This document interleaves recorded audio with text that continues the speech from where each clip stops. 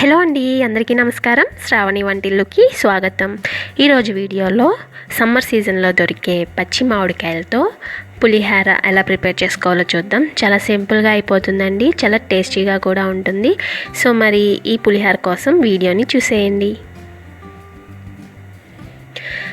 ఇక్కడ నేను అన్నంని విడిగా వండుకుంటున్నాను. అన్నం అనేది మనకి ఒక 70% ఉడికిన తర్వాత ఇందులో కొంచెం నూనెను యాడ్ చేసుకోండి. ఇలా నూనె యాడ్ చేసుకోవడం వల్ల మనకి మెతుకు పొడి పొడిగా వస్తుందన్నమాట. తర్వాత ఇందులోనే కొంచెం పచ్చిపసుపు వేసుకొని అన్నం ఉడికిపోయిన తర్వాత ఈ వాటర్ని వార్చుకోవాలన్నమాట. అంటే వాటర్ని వంపేసుకోవాలి. చిల్లులు బుట్టలోకి వేసుకుంటే వాటర్ మొత్తం డ్రైన్ అయిపోతాయండి. చక్కగా మనకి పొడి పొడిలాడుతూ అన్నం అనేది రెడీ అయిపోతుంది.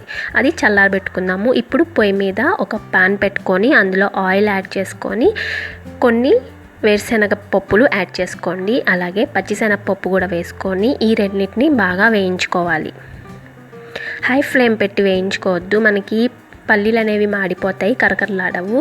లో టు మీడియం ఫ్లేమ్ పెట్టుకొని చక్కగా వేయించుకుంటే మనకి ఈ పప్పులు అనేవి కరకరలాడితే చాలా బాగుంటాయి అన్నమాట. బాగా వేయించుకోవాలి.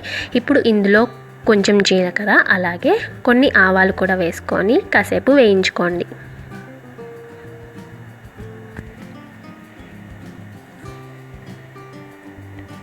ఇప్పుడు మన పోపు దినుసులు మొత్తం వేగిపోయిన తర్వాత ఇందులోకి కొన్ని ఎండుమిరపకాయలు అలాగే కొన్ని పచ్చిమిరపకాయలు చీలికగా కట్ చేసుకొని వేసుకోండి.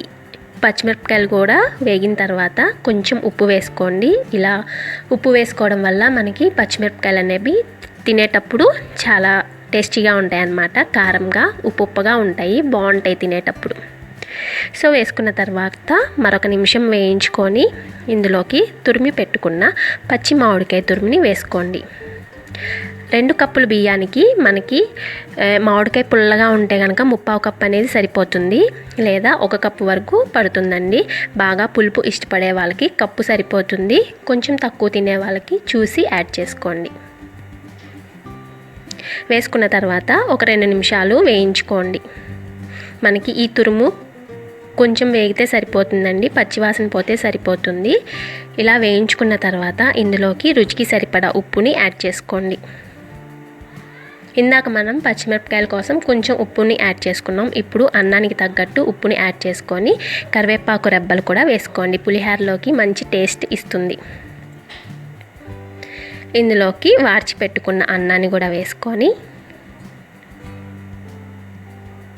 పైకి కిందకి బాగా కలుపుకొని ఒకసారి మీకు కనుక రుచి చూడండి. పులుపు కనుక చాలకపోతే ఇందులో మనం అరచక్క నిమ్మరసం కూడా పిండుకోవచ్చు అన్నమాట. సో మరి ఫ్రెండ్స్, ఇంతే. కొంచెం ఆరిన తర్వాత తీసుకుంటే మనకి పులుపు అనేది బాగా తెలుస్తుంది. సో మరి చూశారు కదా, ఈ రెసిపీ కనుక మీకు నచ్చినట్టయితే లైక్ చేయండి, మీ ఫ్రెండ్స్ అండ్ ఫ్యామిలీ మెంబర్స్కి షేర్ చేయండి. మీరు కూడా ప్రిపేర్ చేసుకొని మీకు ఎలా వచ్చిందనేది నాకు కామెంట్ చేయండి. సో మరిన్ని ఇలాంటి ఈజీ అండ్ టేస్టీ రెసిపీస్ కోసం శ్రావణి వంటిల్లుని సబ్స్క్రైబ్ చేసుకోండి.